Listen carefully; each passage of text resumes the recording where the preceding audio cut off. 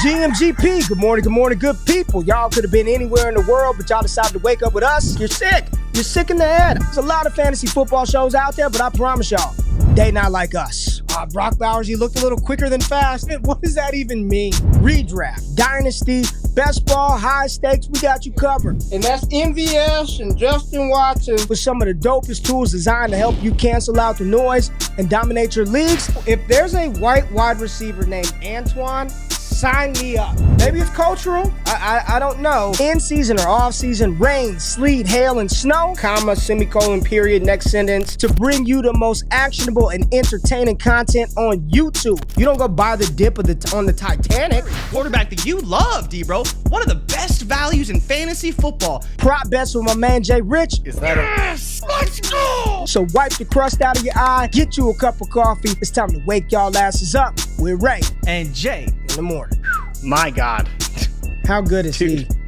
How good is he? Oh, let's go, GMGP.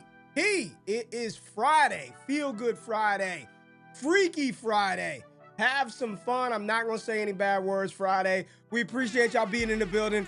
Wake up with Ray and Jay. Every Monday, Wednesday, and Friday, we got the people in the building. I'm feeling good. It's close to the last day of May. Where has the 2025 calendar year gone, Jay? Almost at the halfway point of the year 2025, whatever the damn years. Appreciate the people being in the building. It's Friday. We're going to have a good day today. Cold World TDE, what's happening with you, baby? First person I see in the comments. What's going down? Adam Zaff, Garrison. Y'all like the early morning crew. Y'all are here on time every time. Appreciate y'all being there.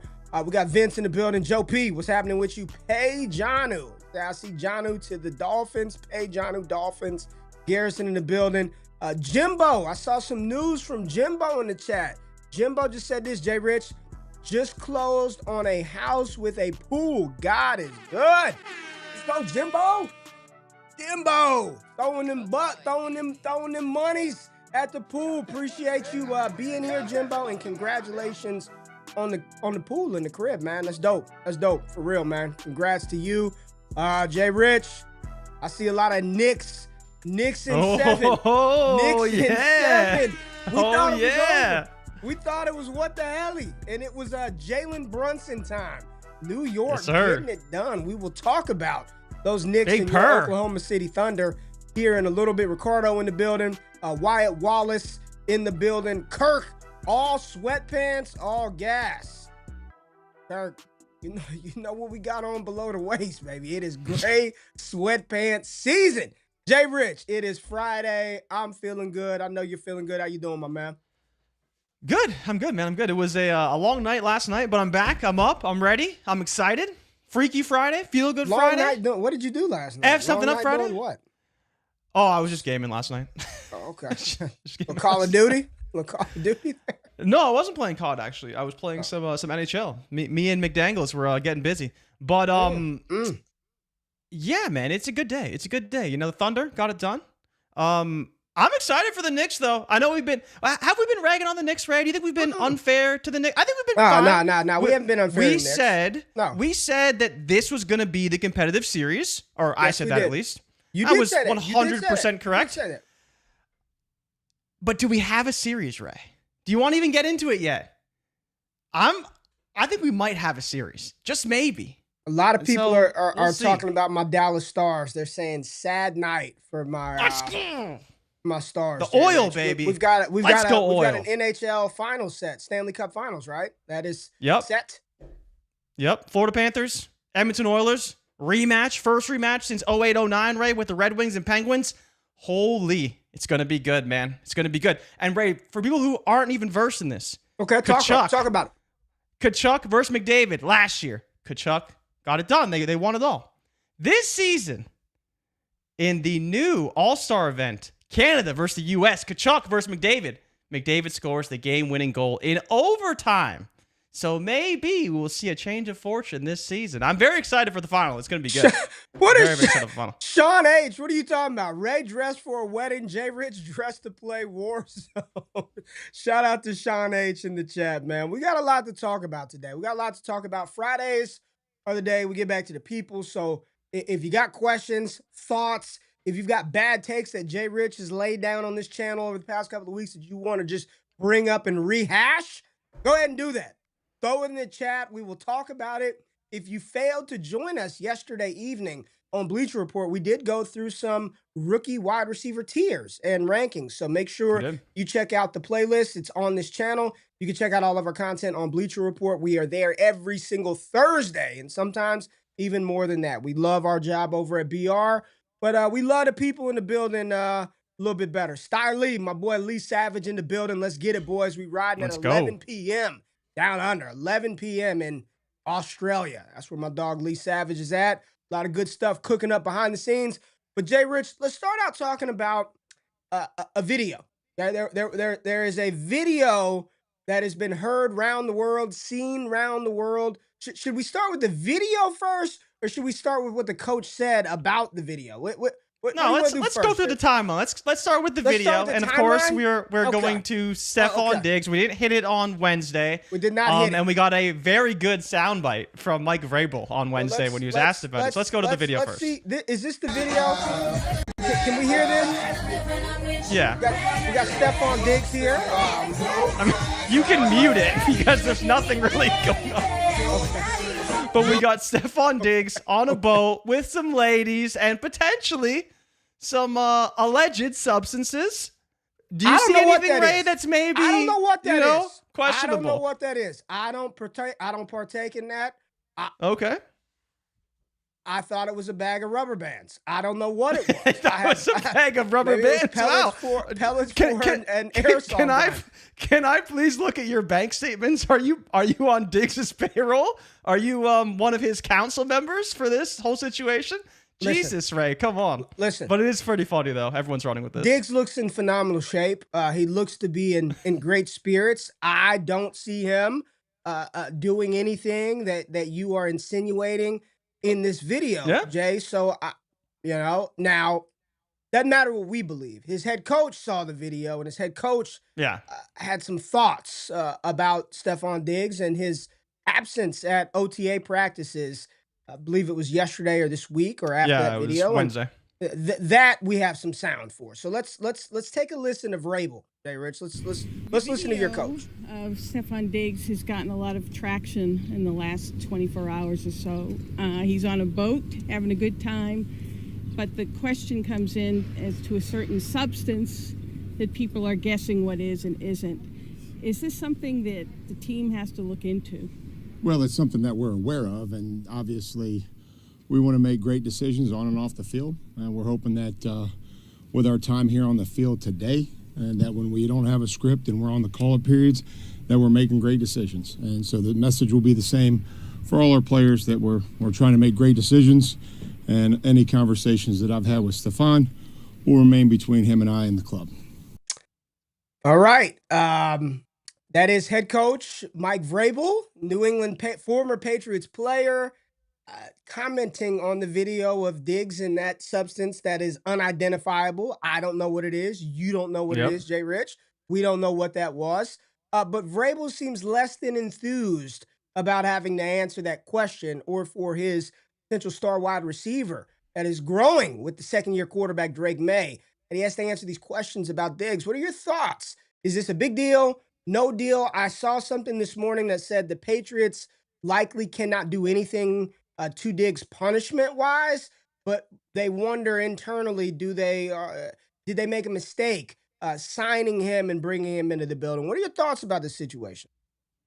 I think it's a little deal. I wouldn't go as far as say it's a big deal, and I almost want to say it's no deal. I think the only reason why it's a little bit of a deal is because Vrabel's trying to reset the culture in New England, and even when you go back to some of the voluntary stuff, he said, it's voluntary in quotes because he wants every single member of the team to be there. And by all accounts, pretty much every member of the team has been at practices and been at OTAs, which of course are optional. Stefon Diggs doesn't need to be there. He's not required to be there per his contract, so it's fine.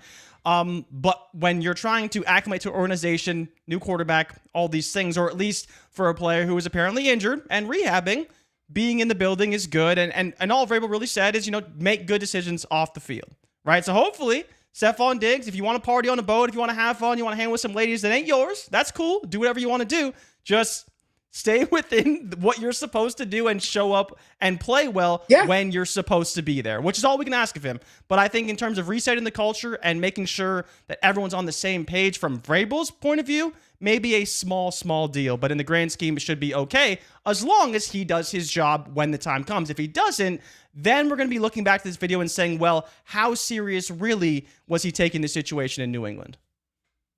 And that's the problem. Making good decisions, right? Making good decisions. And if you're going to do things that you probably should not be doing, whether that be via the team or maybe you shouldn't have it recorded, right? Maybe you should just you're of that caliber. Put your damn phones down. You know, I'm handing out these these pixie sticks here, fun dip. Maybe we put the cameras down and don't let that get out there publicly, right? Probably not the best look and more of an irritant for the New England Patriots. Again, unless they I don't know if they're drug testing for pink powder, but unless they're drug testing for that, I don't know what the NFL or New England can do, but I'm pretty sure a conversation was had behind the scenes to say, for sure, dude, get your and you have to imagine together, too, man. If you're the NFL, like he's probably going to get drug tested the moment he steps out of facility, right? And hopefully he passes and it won't be a big deal, but he's probably going to get tested just off that video alone.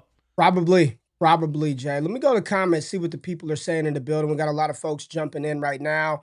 At the minimum, Diggs shouldn't be giving folks anything at a party. Too much to lose. I mean, and that's the real reality of it. Like, just be mindful of your surroundings. Be mindful of who's around and what's going down when you are a notable, high-profile person like Stefon Diggs. For sure. So we shall see. JRich, interesting stuff from Diggs. And there was a report yesterday that he probably ain't even going to be ready until week 4, which indicates to me that have you seen that as like, so the only person I saw put that out was Fantasy Pros.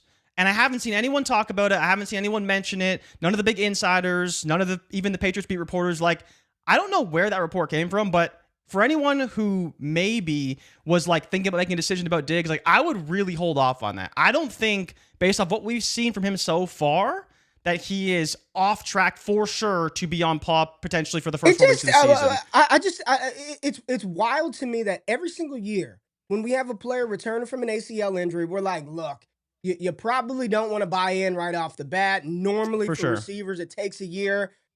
But for a 30-year-old wide receiver, because we saw a few clips of him jogging around, I saw Christian Watson jogging around yesterday. We're like, oh, he's probably going to be ready by week 1. When every single year that this happens, it takes a while for these guys to get back, but we're still drafting Diggs at he's going to be ready at week 1 prices and be ready to go at week 1. Regardless of where the report is, I'm still not buying the fact that he's ready for week 1 and he's the Stefon Diggs of old if he's on the field week 1. I'm just not buying that, Jay. For sure, but I think that the best part is that you're not buying the Stefon Diggs of old. You're not paying the Stefon Diggs of old prices, and there's still but you're a paying ton the of price second that half he is upside. now. Like, he's still being drafted in a range where I'm like, I'd rather have some guys. I'd rather have somebody else.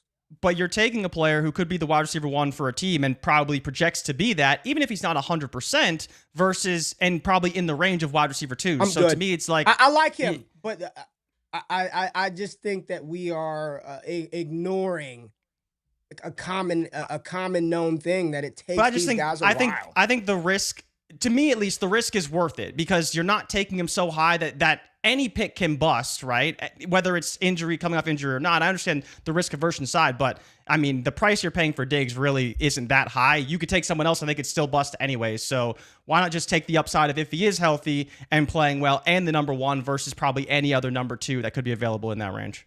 Yeah, totally understand. There was some other news that sort of dropped yesterday, and this was just random as hell to me, Jay. I was like, where did this come from? I have no clue, but the Dolphins, Adam Schefter tweeted out yesterday, the Dolphins have had trade discussions with the Pittsburgh Steelers. Like,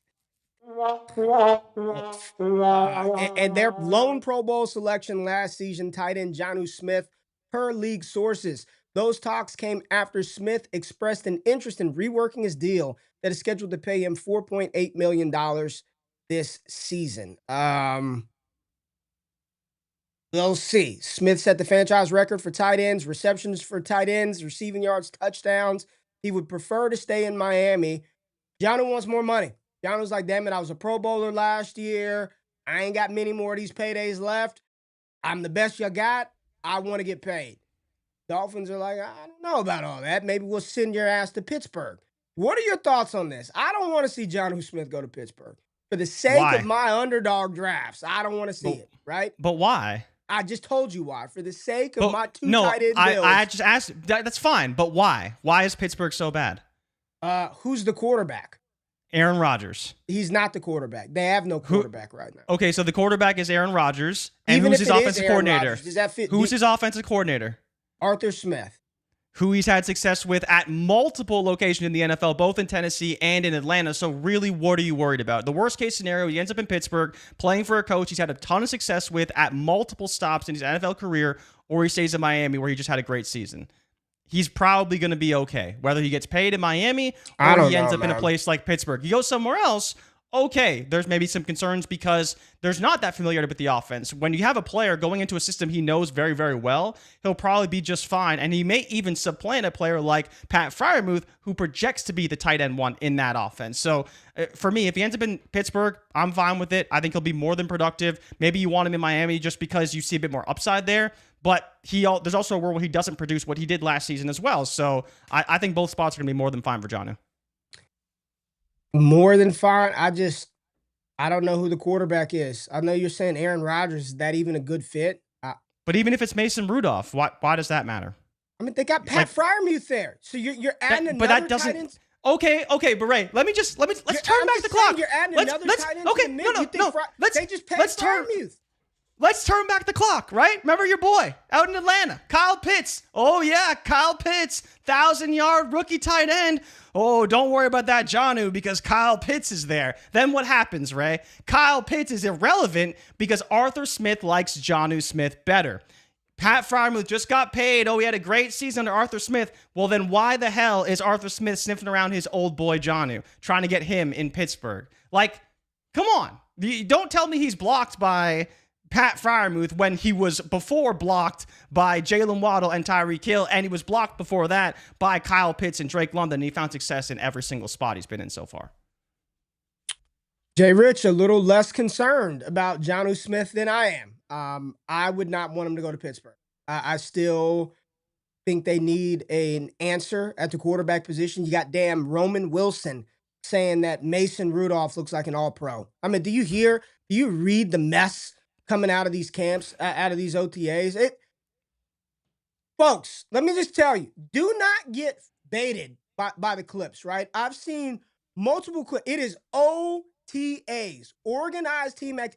Do you know how many camp clips I've seen, JRich, of players in full pads, and people are like, oh, this was clips from OTA. There are no full pads in OTAs. You are getting spoofed by aggregator accounts. There are no full pads. Nobody is in full shells right now in OTAs. It's not even permitted right now. Stop getting fooled by fake camp clips from 2-3 years ago. They got shoulder pads on though, right?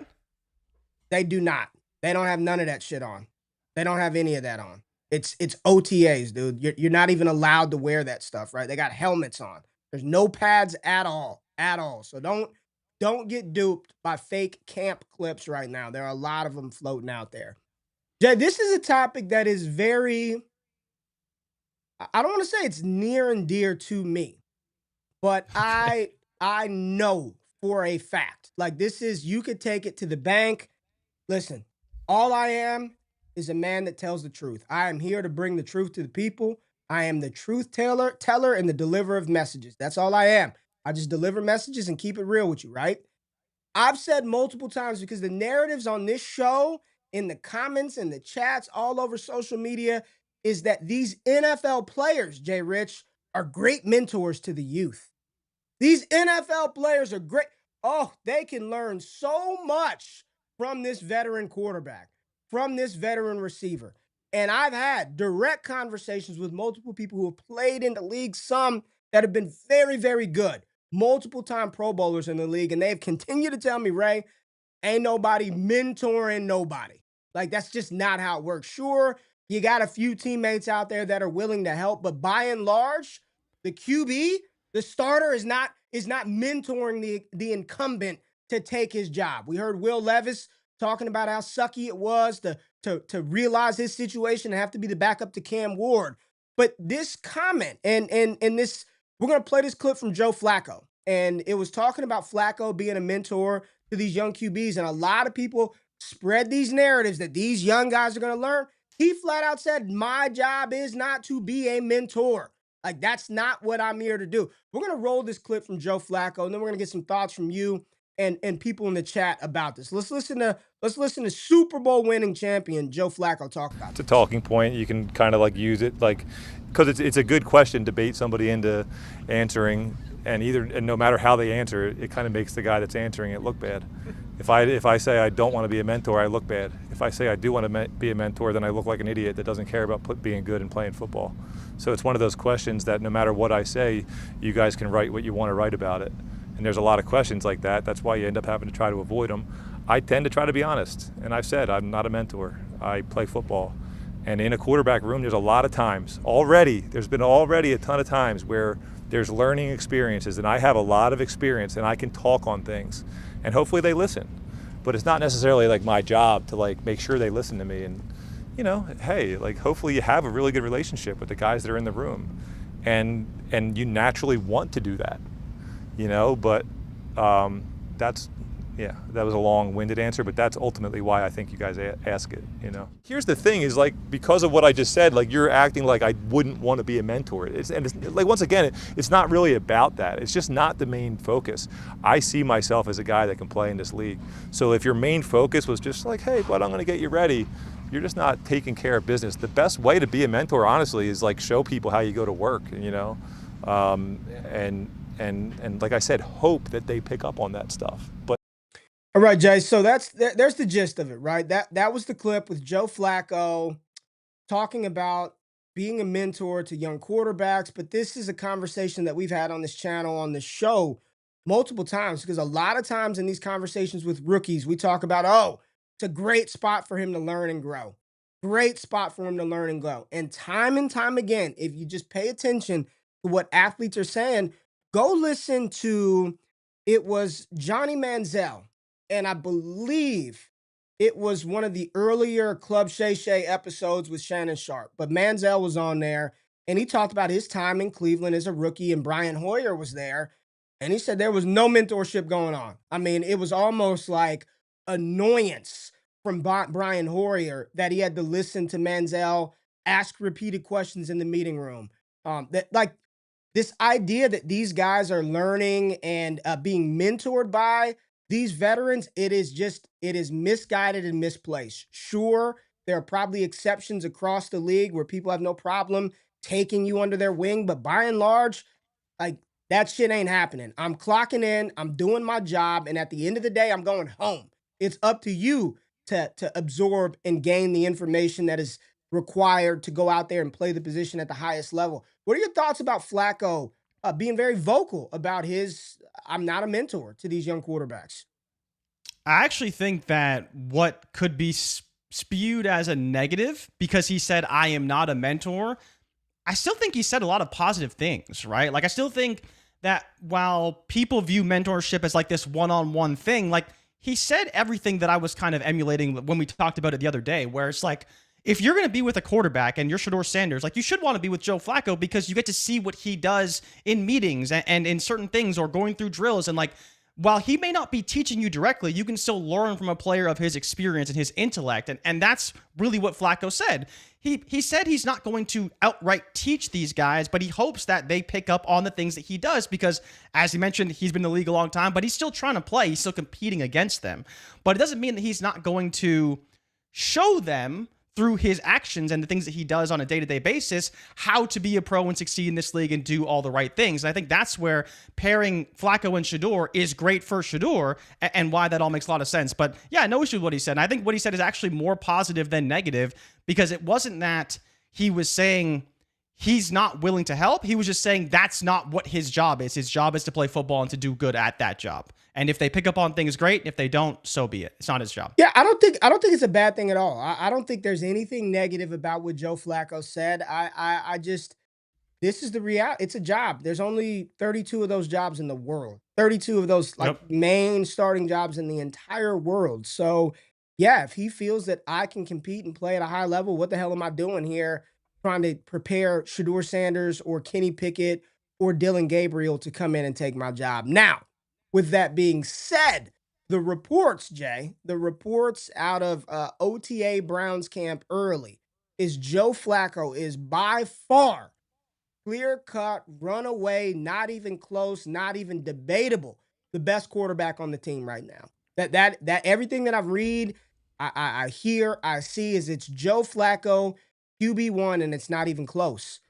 The second best quarterback that I've seen from people that are at Browns OTAs is Shedeur Sanders, followed by Dylan Gabriel, and then the last one was Kenny Pickett. That seems to be the consensus pecking order early around this. I just asked the question again, Jay. I know you've seen it because it's all over our timelines.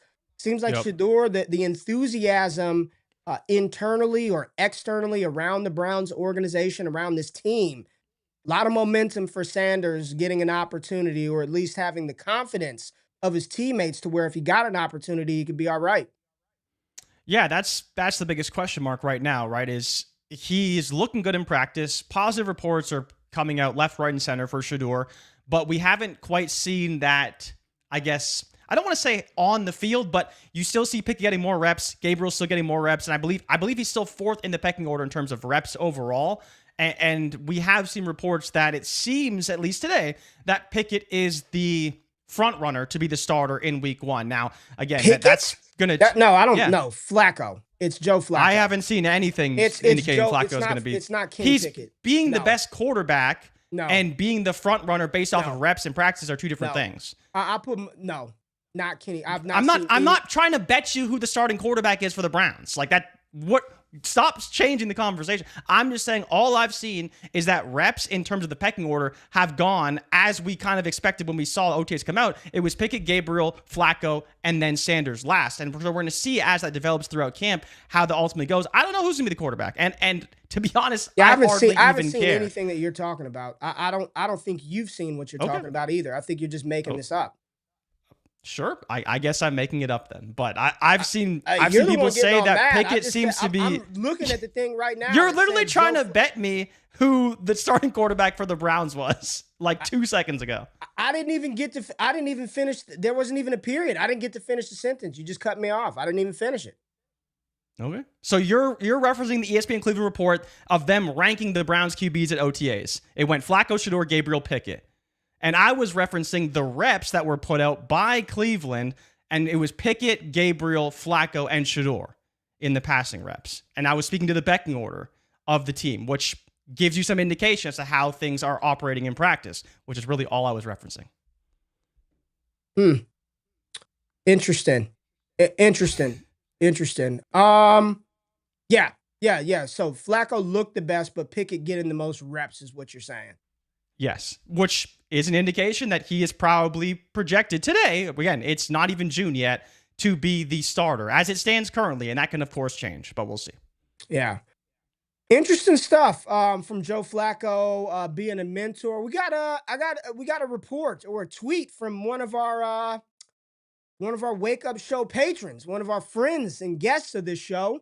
I want your thoughts here on this one right here from our friend D-Bro. Saw D-Bro tweet something out. Let's pull up this D-Bro tweet here. D-Bro in the chat. Let's pull up this D-Bro tweet. D-Bro. This is Drake London, dark horse wide receiver 1 in 2025. JRich, I like this. from Derek Brown. What are your thoughts on old D-Bro? Talking about Drake London being a dark horse wide. I've been thinking more and more about London. I'm watching him in Underdog. Dark horse wide receiver 1 overall for a player who had, 1,300 last year? He had 1,300 Did he hit yards 13? last year. I think he was 13 with Cousins and the combination of Cousins and Penix. I believe he was right around 1,300 yards. What do you think about Derek Brown? What was it? 1,271. So close. 1,271. Right around there. Close to 1,300. Talk about it. I wanted to bring this up because I don't hate it. I don't hate it. I see Garrison say, I could see it. It's dark horse, so it's not the obvious answer. Of course, Jamar Chase at the top, right? You got Jamar, you got Jefferson, but is there a world where London can contend for this spot? Is there anybody you're truly afraid of? We know you don't. We don't really care for the tight ends in Atlanta. Darnell Mooney is a fine number 2 wide receiver, but Jay, if Penix is the guy out the gate, right, which he is going to be the guy out the gate, should be Drake London just fed, right? It probably will be, but that's the question, right? Is we know that Penix likes him a lot. I believe he was like a top 3 wide receiver when Penix started those 3 games, and again, it's a small sample, and you know, you look to his targets last season, he was over 150. And there was some games wasn't there a game where he got like 22 targets or something ridiculous like London? That? Yeah. It was the OT game. Yeah. But Kirk played that game, right? That was a game Kirk had like 450 yards or something crazy. Like, the problem is, Ray, is like, is it a hot take, or is it like, well, yeah, he could be. Like, he's still, you know, what, a top 8 wide receiver probably. So yeah, he can be in that range. He's not quite in that Jamar Chase, CeeDee Lamb, Justin Jefferson tier. But can he ascend to? Do you think he can? I know he's not there yet. I know he's not there yet. But right, he's been brewing for a couple of years. He's been brewing. He's been steeping in that teacup, Jay. And we finally the little tea kettles finally started to whistle a little bit last season, right? That 1271. Yeah. Now that bitch is going. Like, get it off the stove, man. The water's evaporating. I feel like you got to make the bet, right? So let's look at the receivers who are around London now, because I'm going to say, let me give you some names, because I think this one, you'll take him. I think you'll take him over. Okay. For this season, Drake right? London. This season. Yeah, so we're going this season. Let's just go better chance to be the wide receiver 1 overall, Drake London versus these wide receivers. We will start with Ladd McConkey. Drake London. You would take Drake London. I'll take Drake over Ladd, yeah. Now, here's an interesting name. Garrett Wilson. Better chance to be the wide receiver 1 overall, Garrett Wilson or Drake London? Drake London. Drake London. A.J. Brown or Drake London? Drake London, a better chance than A.J. Brown. Tend to agree. It's just the offense, there. The running. They don't throw enough. Drake London. Marvin Harrison Jr. Drake London. Okay, now we'll get to the big boys. Puka Nacua. Puka's a beast, but I think Drake London has a little better chance with Puka Nacua having to deal with Devontae Adams. Yeah, Puka, I believe only 6 touchdowns last season. Drake London, 9. Now, Puka didn't play a full season, but touchdowns have been an issue for Puka. Right. And we'll see what happens there. But yeah, obviously expect Adams to be good. Amon-Ra St. Brown, sans Ben Johnson.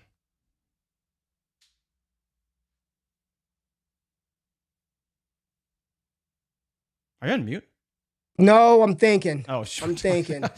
That's a tough one, because I would lean Amon-Ra, but without I want to see what this offense looks like without Ben. I just want to see what it looks like. So can I reluctantly go London over Amon-Ra? You can do anything you want. Okay. I'm going to go London over Amon-Ra. Your boy out in Houston, Nico Collins. Nico. Okay. Right? Nico Collins obviously was leading the league in receiving, should have a monster season. Brian Thomas Jr.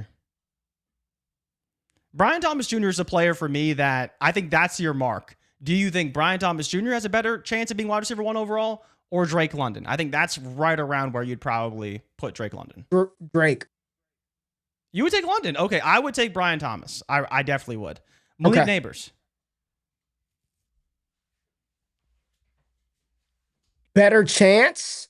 Like, this isn't who I would rather have in Dynasty. Better chance to finish. Better chance to finish wide receiver 1. London.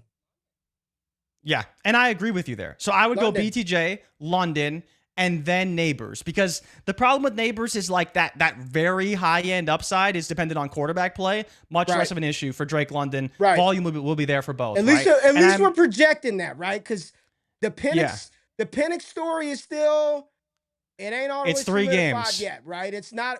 We recognize that, so we're projecting a little bit with Penix. So if you're going Drake over Nabers, I mean, really, the only receivers that are left are Lamb, Chase, Jefferson, Lamb. and Lamb. Who we're taking all those guys over Drake London. Then so your only other two or I guess for you, it's just Can I ask the question? Nico. Sure. And Nico, can I push you and ask the question? Absolutely. Jefferson with a rookie quarterback. Like, am I worried? Not worried, but do you think there could be an acclimation period? Okay. Maybe an acclimation period, but I mean, Sam Darnold got it done, and he's not good. But say what you want about Darnold's, but he's been in he was in the NFL for 7 years. And he had that's moments fair. As being successful throughout his career. Not consistent, but he's had moments of being successful.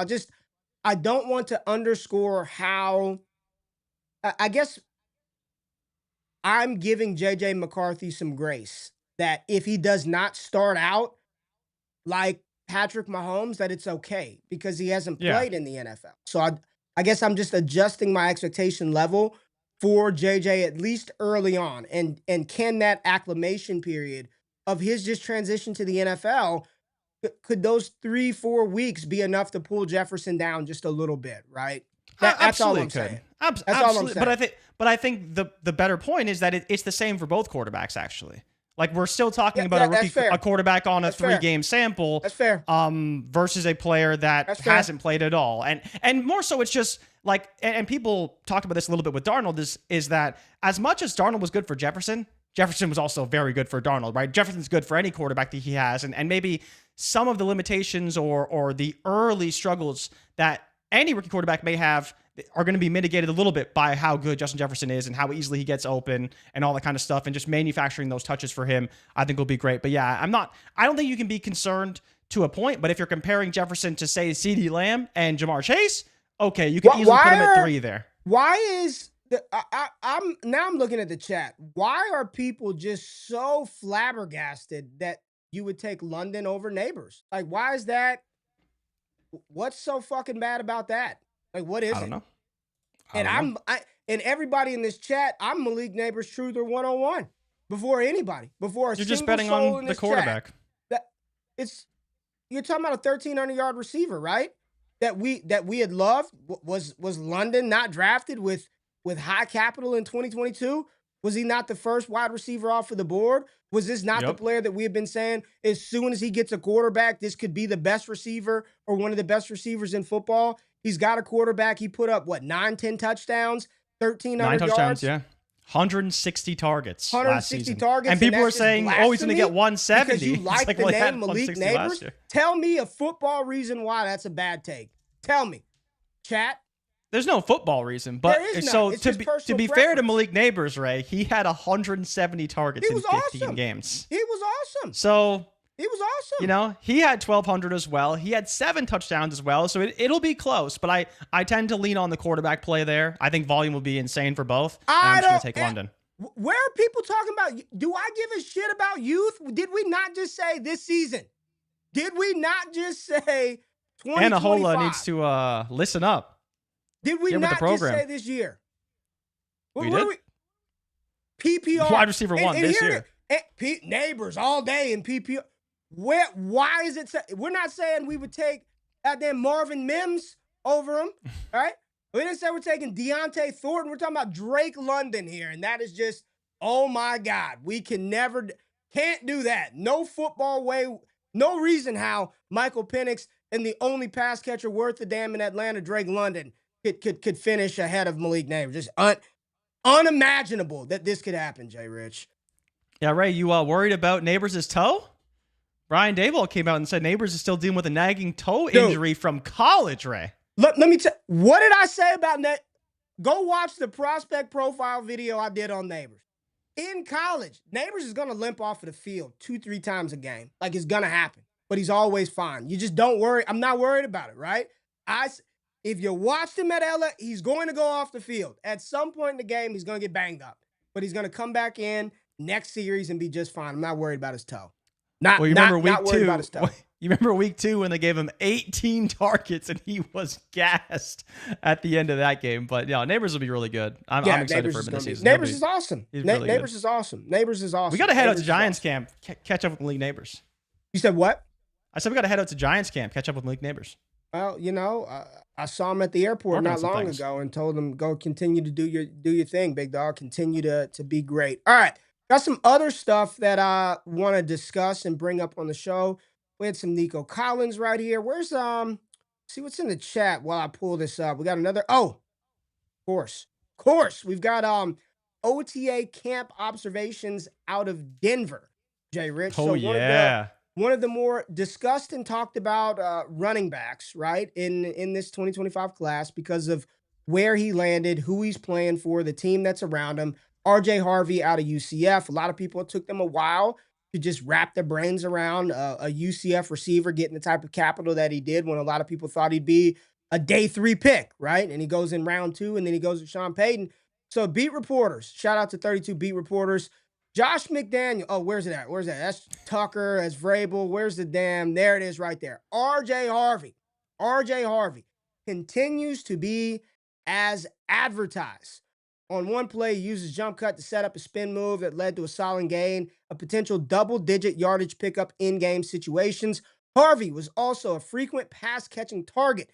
He looked dynamic. That's what the report says, looked dynamic, and adjusted to an off-target pass for a solid gain. So the reports and observations out of Denver is RJ Harvey early in OTAs, which does not include shoulder pads, thigh pads, knee pads. All you got on is a helmet, shorts, and t-shirt.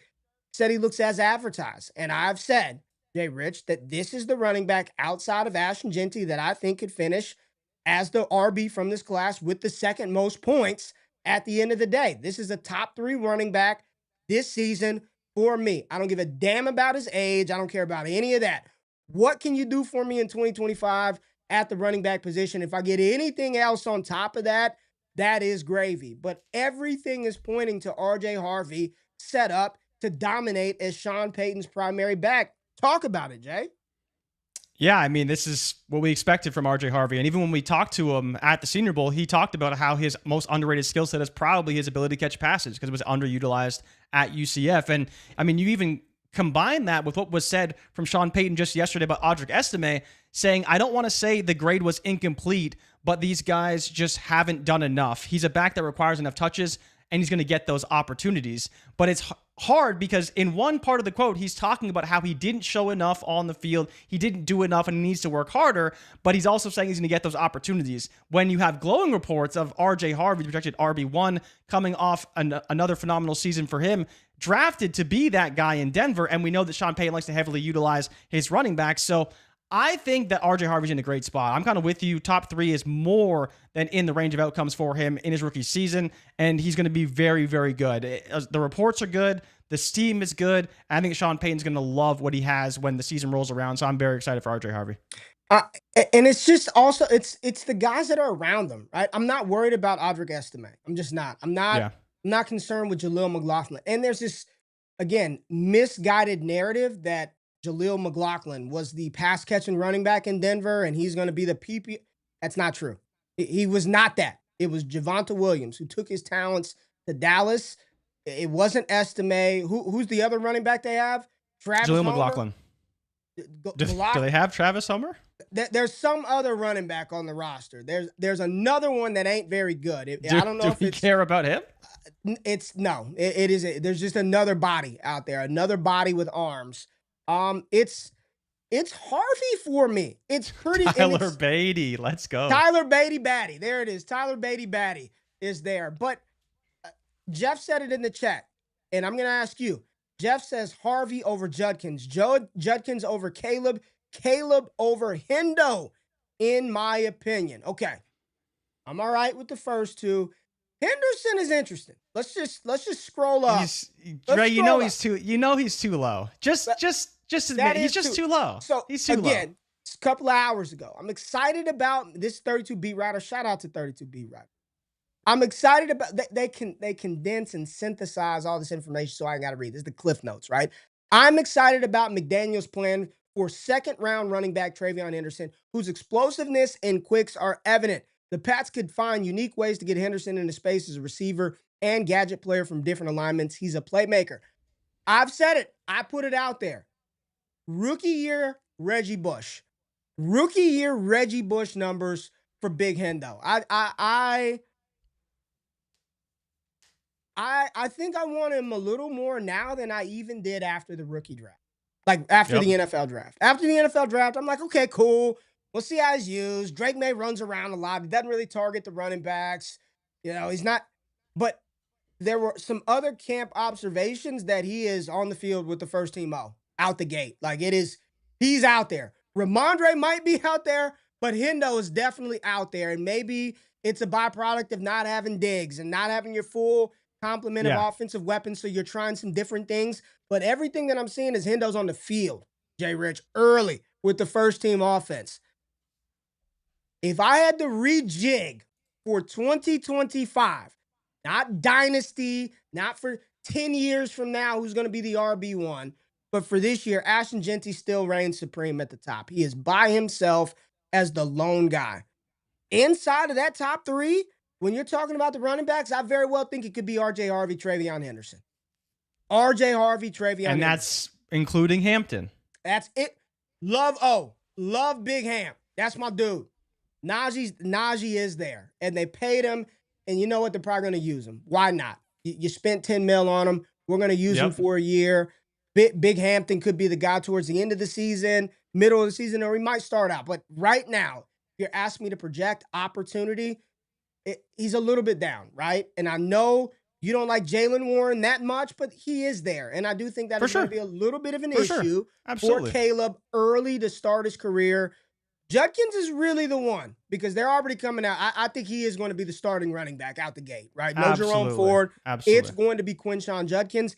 How much work is he going to get in the receiving game to be that PPR kind of monster? I don't know, but I want Henderson a lot more today than I even did after the NFL draft. Yeah, that's the case that I've been making this entire time, right? Like Harvey, if you want to put Harvey ahead of Henderson, I'm fine with that. He projects as a workhorse back, catch passes, great offense, all the things you want to see from a running back. But the only concern with Henderson is the Patriots offense. And it's probably going to be a lot better than it was last season. It's the only concern. But the thing is, if the Patriots suck and they're passing the ball a lot, that probably benefits Travion Henderson as well, right? If the Pats suck, we got big problems because people are drafting Drake May like they ain't going to suck, right? Well, I mean, their win total's 8.5, right? People are expecting big things from the Patriots this year. I don't know if I'm going that far. 4 overall. Again, I don't know if I'd go that far, but I love Drake May. I think Travion Henderson adds another element to this offense. If Stefon Diggs can get on the field, if Kyle Williams can show out in his rookie season, which you don't want to talk about camp hype. Kyle Williams is probably the most hyped player in Patriots camp, period. And amongst all wide receivers, he might be the most hyped wide receiver, period, at all amongst the rookies. So, like, when you just talk about this team, they're going to be better. They're talking very glowingly about this player, and he plays in a fantasy-friendly role. That's the biggest thing, is that you could take a Judkins over him, but the Browns are going to suck. You know that. And if they don't score points, how is Judkins going to get a ton of points for fantasy purposes versus you have Henderson who can catch a ton of passes? What? But isn't the story that this offense is going to be better? I don't know why we're absolutely. I don't know why we're it's going to be better. It's going to be bad when they bring in McDaniels, they add these Will Campbell offensive line upgrades, they bring in a Diggs, you draft a Kyle, you get Travion, like everything.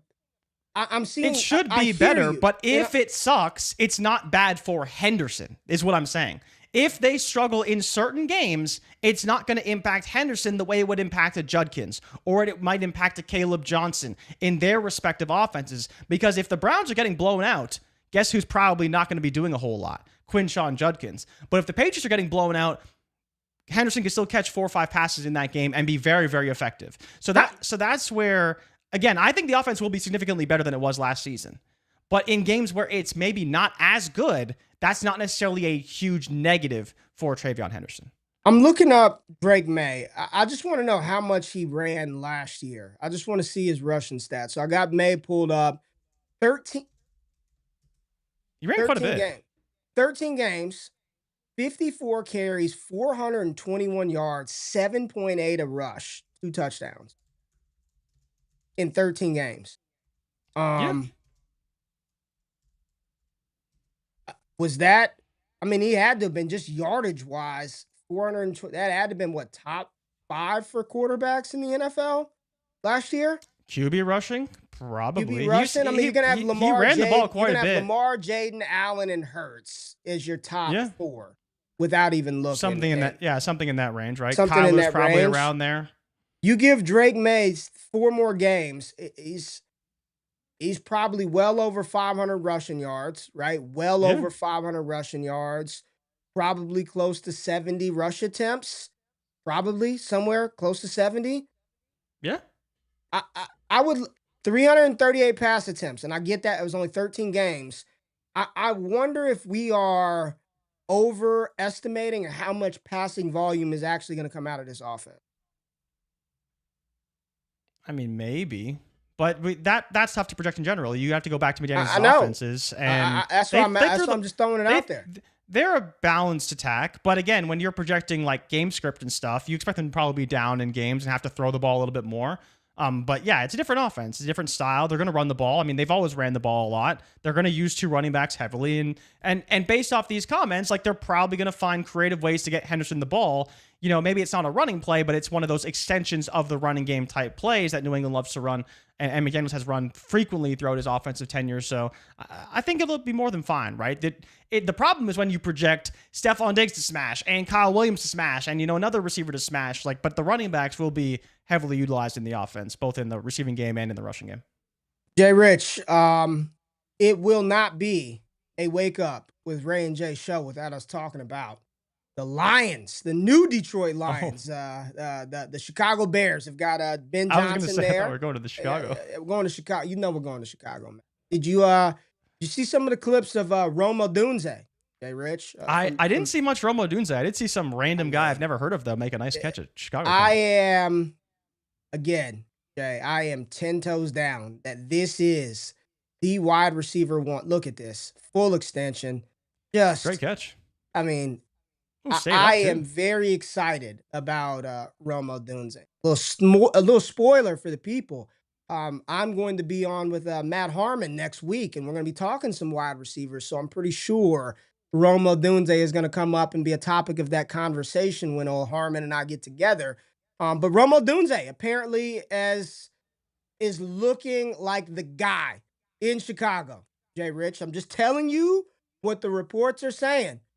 Do you want to waver on your DJ Moore versus Rome Odunze bet at all? Do you still believe that DJ Moore... Did we bet that DJ Moore would outproduce Rome Odunze? I don't think I said that. I'm almost positive we did, Jordan. I'm almost positive. I don't think I said he would outproduce him to that extent, but I did say I don't think he's dead. Even when we talked about him, what was it, last week, I said that Rome Odunze is probably going to be the wide receiver one, and I still like Rome Odunze. You just hate DJ Moore. And the chat knows this. The chat, you can't fool the chat, Ray. They know. They know. You just like DJ Moore, and that's okay. And you love Rome Odunze, and that's fine. But do you think Rome Odunze is a dark horse for wide receiver one overall? It's funny how all of your takes conveniently get just erased from memory, but I'm the one that you just recall everything that I say, right? But when I bring back receipts here, now it's I didn't say that. All I said that he wasn't dead. I'm almost positive you can ask the chat. Did I say that Rome Odunze would outproduce DJ Moore? I don't think I said that. If I said that, then I have to retract that statement. I do think Rome Odunze is going to be great this year. I've never said anything bad about Rome Odunze. My whole point has been that you continue to disparage DJ Moore every chance you get. But talk to the people about Rome Odunze. What do you expect from him this season? DJ, I'm not saying anything else about Rome. I'm not going to talk about Odunze, Moore, or the Bears again. I'm done. Okay. I'm not going to say anything else. Now let's head to Baltimore for Ravens camp and hear Ray's thoughts on Zay Flowers and the new look Ravens offense with DeAndre Hopkins. Ray, did you see DeAndre Hopkins in that Ravens jersey? Looked kind of good out there. I got to say, looked kind of good. No, you don't want to go to Baltimore? The Ravens? No, I don't. I'm not. Okay. I got nothing else to say about him. I'm not talking about Chicago. We're going to be talking about Chicago next week. We're going to have to. Let's talk about your boy. Let's talk about your boy. Man, what was that? Go ahead. What was that? The floor is yours. The floor is yours. Go ahead. Not the finger guns. You are a New Orleans Saints homer. You love Tyler Shuck. Talk about this. Are you excited about Shuck, JRich? There's a lot of buzz. Your boy, Nick Underhill. I do like Nick Underhill. He's a great reporter. He's a great reporter. Go ahead. Your boy, Tyler Shuck. Talk about it. I mean, the pass looks good. The Selly, I'm not excited. I'm not going to endorse the Selly. But you smiled bigger than you have the whole show. Let me tell you. In practice, the finger guns are pretty lame. You do that in a game, though? Oh, buddy, I'm in. If Tyler Shuck throws a bomb to Rashid Shaheed and he drops the finger guns. It's Bub Means. That could be Bub Means. Whoever it is. In a game, it's Shaheed because Shaheed's the one to be down the field. But if you do the finger guns in a game, I might be in because that would be pretty funny. It'd be like when Mike Gesicki doubled down on the gritty. Nothing. JRich don't want it. Odunze, no thanks. Dak stinks. Oh, Tyler Shuck, smile from ear to ear. I'm just loving it. Because Tyler Shuck throwing darts out here to Bub Means. Are you excited? I've drafted him a little more an underdog. I'll be honest. And why is that? Because you're excited too. Because he's quarterback. And we've said this from the very beginning. It's not Spencer Rattler. It's not zesty Jake Haener. It's gonna be Tyler Shuck. Luke said, Bub Means was all right. Luke said practice finger guns is next level. But you do that in the game? Man. Okay. I'm in. You do that in the game after a bomb? You see how quick we changed that in your whole demeanor for the show. Just improved tenfold. Show got better once we pulled up that Tyler Shuck. That Tyler Shuck. I didn't see that. That's incredible. So fun. Some more news, and we like to highlight some of the under talked about and discussed players. There is positive enthusiasm out of Raiders camp about Deontay Thornton. JRich, Kobe Myers is saying, "Hey, this dude is legit. I'm just telling you, Deontay Thornton, underdog, last round, 20th round if you're doing super flex, 18th round if you."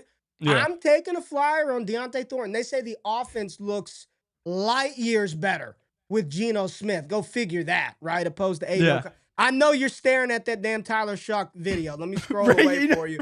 I know you can't stop looking at it. No, you know what I just thought about? Sorry to go back to the Tyler Shuck video. Okay. Do you think that would be a flag? Oh, in that because you can't wipe the nose. He's probably. Is the finger guns going to be a flag, or is it just too corny? It has to be cool. He is. I'm like, he's yeah. Jorge said that's a 15-yard penalty. That's a 15-yard penalty. Hit the music, man. Ain't nothing else to talk about. That took us out. We appreciate y'all pulling up this week. So good. Wake up Monday, Wednesday, Friday, 8 a.m. Eastern Standard Time. JRich and I will be back on Monday for another banger show. I'm sure we will have a lot of information to cover. The Knicks potentially, JRich. They're still like, man, 6-7. We're gonna get there. When's Game 7? It'd be Monday, right? Game 7 would be because they're gonna play tomorrow, right? They're gonna play tomorrow. They should play tomorrow, yeah. So then, Monday would be Game 7. We may have to do a full preview of Game 7 if they make it. Might be NBA with Ray and Jay come Monday if those Knicks can push it to 7. No Ibuka talk. No Ibuka talk. Anthony's saying, what the hell? It was only a couple routes. He looked good, though. We talked about him yesterday, too. If anyone missed it. He looked good. I'm excited for Ibuka. I'll just say that. I'm excited for Ibuka. We got some people saying, way to go out. Way to go out on a high note. Let's go out on a positive, feel-good Friday. We'll keep the freakiness till a little bit later on this evening. We appreciate y'all pulling up. Make sure you subscribe to the Fantasy Football channel, DDFFB on YouTube. Subscribe to the podcast feed. Hit the thumbs up button. Like the stream. Like the content. Check out all of our stuff over on Bleacher Report. Jay, anything you want to say to the people before we get out of here? Don't be afraid to shoot those finger guns. We had a good time. Yeah, get the super chats out. We can't do this. I'm not going to be one of them content creators that does not address the super chats. Dolphins are exploring tanking this season. This is from Fredo. Are they exploring it, or do they have to? Or do they have no choice, right? Because Jalen Ramsey going to get traded. They don't want to pay Jonnu Smith. They're just not a good team. Let's be real. All right, Stanley. Stanley says the Browns O-line way better than the Pats O-line. That's probably. Pats O-line was one of the worst in the league last year. I agree with that. I agree with that. We've got one from James. Let's go, James. I got to get my community rank up. Go, James. Damn right. Get your community rank up. Appreciate you, James. Thank you for that. Have a great weekend, my friend. We had another one from Fredo right here. All things lead to Rome in Chicago. JRich, you're going to be on the losing side of this one. I'm telling you, all things lead If I'm not on the losing Chicago. side of this, you're never going to hear the end of it. Because I tend to agree with you. So if I apparently made this bet and you lose, it's going to be a bad look on old GQ. All I do is spread truth. That is what I'm here to do, You're man. also the king of fake news on this show. Fredo, again. Fredo, come join the Discord. Good Lord. JRich has figured out how to be a contrarian. If I'm lying, I'm dying. Sitter at No the chance. same time. That is how you end the show. JRich has figured out how to be a contrarian and a fence sitter at the same time. Very difficult to do, Jay. You want to address that real quick? I can't. Hey, we Simply got this barn rock. allegations. We can talk shit to one another, but I ain't gonna let people talk about my. Go ahead and defend yourself, JRich. Simply allegations. No fact to it. No truth. allegations. Complete fake news, There's Ray. a lot Complete of fake allegations news. floating in these streets today. I don't Don't wanna put be me associated into with these any allegations. Allegations going on right now. We appreciate y'all being here. This is the show without allegations. Make sure you wake up with us bright and early Monday morning, 8 a.m. Eastern Standard Time. Have a great weekend. We're out. Peace.